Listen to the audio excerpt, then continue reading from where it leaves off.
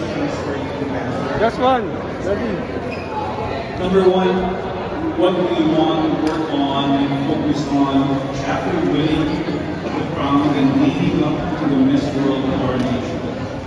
Again, what do you want to work on and focus on after winning this competition leading up to the Miss World coronation? Well, first of all, it has to sink in first that I actually won. I still want to take time to just be really grateful to all the people who has believed in me, my team in school, my team in Manila, my family, my friends. I just want to spend time with all of them first and give them all the praise and the thanks that they deserve because I wouldn't be here without them. And after that, for sure, I'll be focusing all my energy, all my time towards working on being better, a better person, a better lady, and most of all, to be the best representative that our country can produce and give my best performance for the Miss World competition.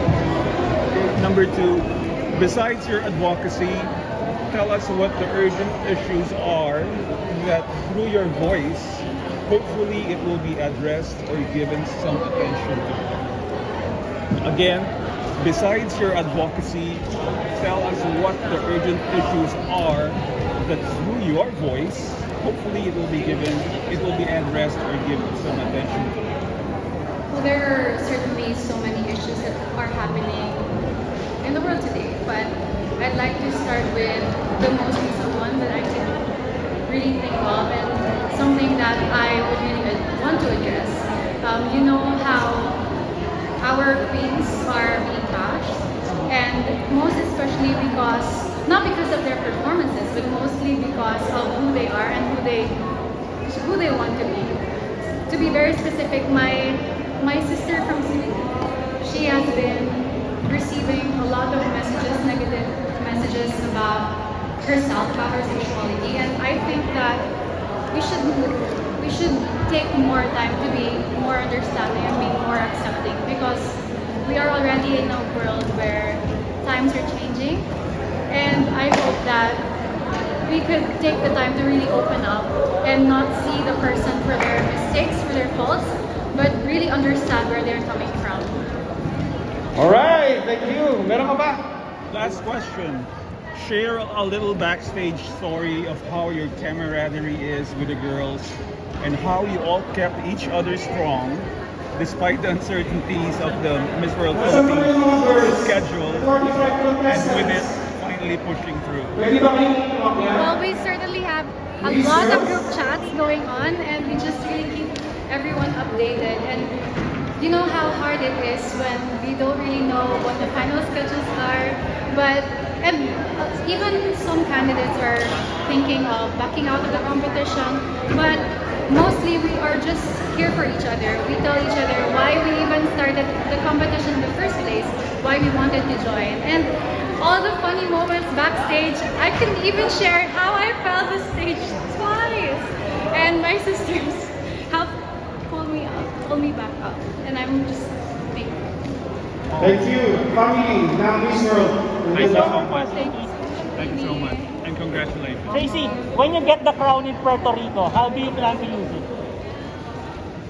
I would most certainly come back here first and start working more on my advocacy.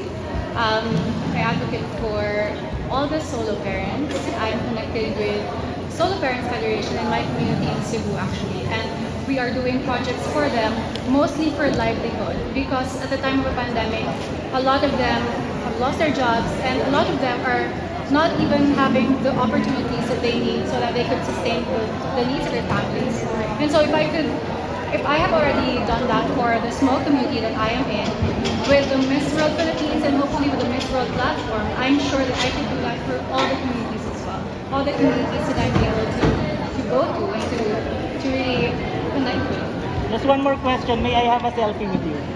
No problem. I cannot really say, I cannot say what exactly they saw in me, but I know for myself that I wanted to be here because I worked hard for this, and I do know that I deserve to be here. I deserve to be Miss World Philippines. I know that God sees the heart and the people see the heart too. And this is already my third national pageant for all of those who don't know.